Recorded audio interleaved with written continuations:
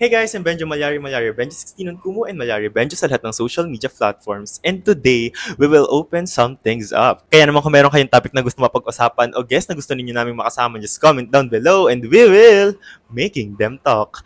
And ngayon, isa sa mga makakasama natin ay bagong-bagong pwede ko na siyang makonsider na influencer. Alam mo ba, binilang ko yung mga combined total views doon sa mga video na kasama ka. Nasa 3 million na. Sikat mo na. Sana all. Oo. Kailan lang ako umuwi dito? Last month. Tapos parang wala pang 1 month, nakapag-combine 3 million views siya. So, artista na tong friend ko. Ako na yung magiging manager niya ngayon.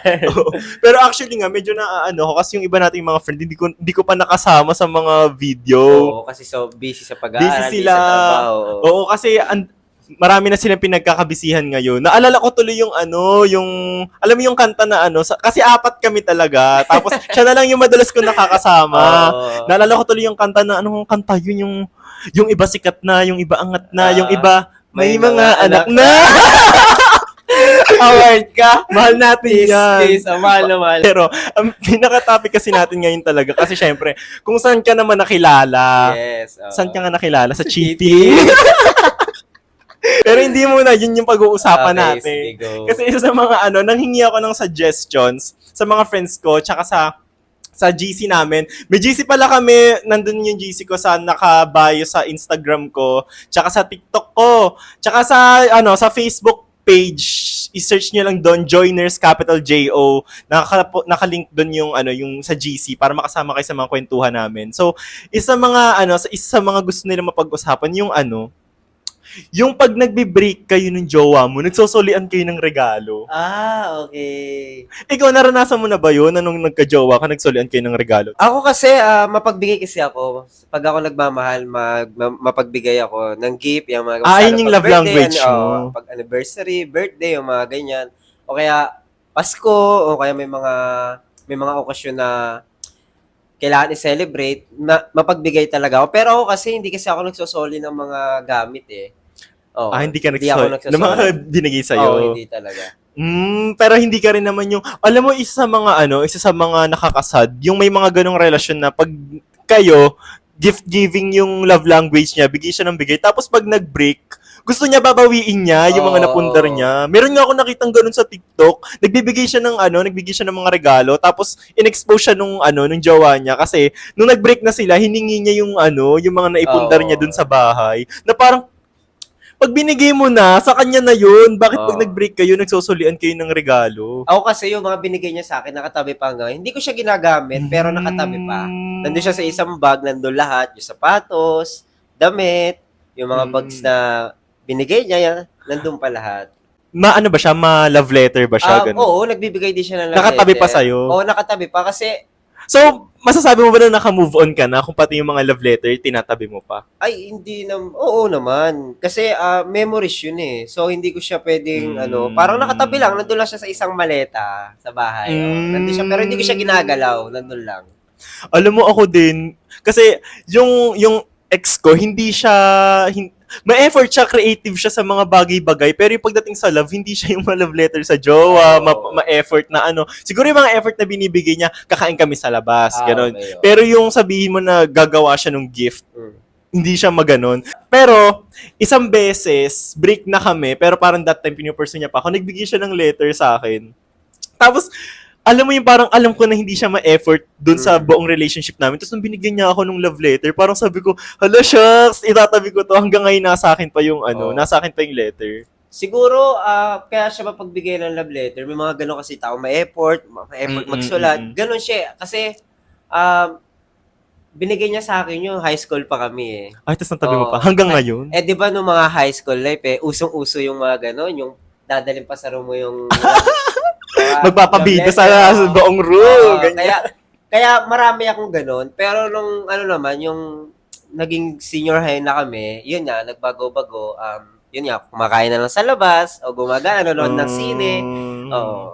Nag-iiba yung way niya ng appreciation. Kaya para sa akin, yung mga binibigay niya, hindi dapat talaga binabalik.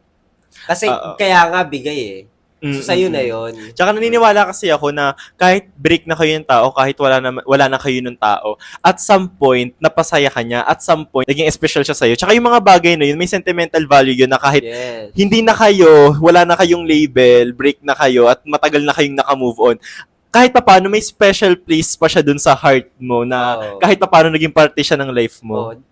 At tsaka naalala ko ang saya. Na kasi yung mga binibigay din namin, mga couple. So, couple kami ng bag, couple kayo!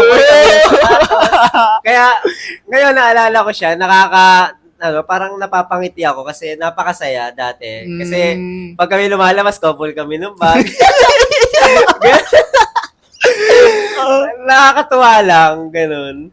Kami never ko pang naranasan mag-couple kami. Nagkaroon kami ng couple ganito. Meron siyang damit, parang stripes na blue and black. Tapos ako, sobrang crush na crush ko siya. Bumili din ako ng ganung damit. Tapos para lang maging couple kami, pero hindi talaga namin plinano na mag-couple shirt kami kasi hindi nga siya ganun. Pero yun nga, siya kasi hindi yung ex ko, hindi siya sobrang ma-effort sa ma-effort sa mga ganung bagay. Naalala ko tuloy merong one time na nag-away kami. Ako kasi bata pa naman din ako nung time na yon. Pag wala naman akong pera, wala naman akong pambili kung kagaya niya na bibili ng pagkain, pag nag-away, tapos ititreat ka sa ganito para suyuin ka. Hindi ako ganun. So, wala akong kapera-pera. Ang meron lang sa akin, kung ano yung meron sa bahay. So, ang ginawa ko that time, love letter. Nagsulat ako love letter sa kanya. Tapos, alam mo, nasaktan ako kasi meron siyang friend na nakita na nagbigay ako ng regalo. Tapos, sabi niya, ano yan? Grade 2 project. Sakit. Tapos, alam mo yung ako, tumatawa lang ako that time nung sinabi niya yun sa akin. Pero deep inside, parang sabi ko, shucks, parang pinaghirapan ko to eh. Ayun lang kasi yung kaya kong i-offer. Tapos, sinabihan niya ako na gano'n. Ang sakit talaga sa akin ng time na yun. Kaya simula nun, nung nagka-work ako, tapos kami pa nung jowa ko, pag sumisweldo ako talagang, kung anong binibigay niya sa akin, pinapantayin ko. Nagsasamji din kami, ng treat ko naman, gano'n. Kasi, ayun talaga yung hanggang ngayon, naaalala ko na parang nahihiya pa rin ako na, ganun lang yung kaya kong ibigay. Kaya isa rin sa mga nasa isip ko na, huwag ka magjowa kung wala kang pera. Yes. Sabi ni Meme Vai, sabi ni Mimia, huwag ka magjowa pag wala kang pera. Matunayin ko talaga kasi, hindi naman nanggaling dun sa ex ko yung sinabi na grade 2 project, pero nanggaling sa friend niya. Pero kasi parang sa isip-isip ko, what if ganun din yung iniisip niya, pero hindi niya lang masabi sa akin. Pero yun din yung ginawa ko naman siyang motivation na, if ever magkakaroon ako ng jowa ulit or kakausap ako, sisiguraduhin ko na stable ako, na hindi ako mapapahiya kagaya ng nangyari ngayon. Ako naman, may naalala naman ako na binigay ko sa kanya. Usong-uso kasi dati yung alam mo yung box, tapos i-open siya, yung bubuka. May gaganan. First anniversary namin yun. Sa school ko ginawa yun eh. May pa-dancing pa, sumayaw pa ako, may mga kasama pa. May production number yung surprise mo? Tapos yung box, yung na-open na box na yun, 55 inches yun. So pag binuksan nyo, may lalabas na lobo. Sweet naman. Tapos, di ba, sa last vlog na, sa last na video natin about sa cheating, di ba, nagbabalik kami tapos nagbe-break. Pag kami nagbe-break, nakikita ko pa sa bahay nila yung yung binigay ko na yun. Hindi niya rin tinatapon. Hindi niya tinatapon. Kaya, nakakamiss na, kasi in-effort ko yun, napakaraming nakasulat doon. Astig talaga niya, pagbukas doon, may lalabas na lobo, tapos may mga regalo. Sino nag-iisip ng mga ganun? Ako, maganon ka talaga. Maganon talaga ako. Yun yung pinaka-effort na nagustuhan ko sa lahat. Tapos, pinapahalagahan pa niya. Ewan ko lang kung hanggang ngayon, kung nandun pa din. Siguro kasi naman hanggang ngayon. Kasi hindi na rin kami nag-uusap. Tapos may jowa na siya ngayon? Matagal na. 1 year na yata. Di ba nung nag-break kayo, hindi ka na nagka-jowa ulit? Hindi na. Paano kung if ever na magkaroon ka ulit ng jowa, itatapon mo ba yung mga gamit na binigay nung ex mo sa'yo pag pinatapon nung present jowa mo or pag pinagseselosan niya na bakit nakatabi pa yung mga gamit ng ex mo sa'yo, yung mga naregalo? Itatapon mo ba? Kasi hindi eh. Kasi haya ko na lang maluma yun. Kasi paano pag siya nagsabi na itapon mo na yan or pinagseselosan niya talaga? Hindi ko siya talaga itatapon kasi ikaw na lang yung itatapon. Ako na lang ikaw na lang itatapon ko, no? Kasi hindi porkit naman at hindi ko tinapon, yun ibig sabihin, hindi Mahal kita mo. love. Hindi Oo. naman yung ibig sabihin. Bago naman maging tayo, nandito na yan eh. So, hindi ko naman ginagalaw yan, hindi ko rin naman din pinakikialaman. Totally, yung mga bigay niya, naluluma na siya. Oo, nasisira Pero na alam yung mo mga sapatos pero niya. alam mo hindi mo rin masasabi kasi baka makakita ka ng babae na mahal mo talaga Oo, na pag sinabing oo. ganito. Pero hindi ko basta kasi talaga siya na-experience. Oo. Kaya, yun yung lumalabas sa isip Sa isip mo ngayon hindi mo tatapon kahit ipatapon. hindi ko niya. talaga siya itatapon. Kahit anong mangyari. Kahit nga hanapin niya pa, kuwari bawiin niya yung mga binigay niya sa akin. Mabibigay ko pa kasi. Wala pang tapon. Ano yung bongga ng mga Kahit ganun, yung mga, ultimo yung, di ba, may effort din siya eh. Tuwing birthday ko, nagpapabalon pa yon. Nandun din yun. Ultimo yung balon na, ina-impis ko. Nandun nakatabi. Ano ba yung mga balon na ginagamit niyo?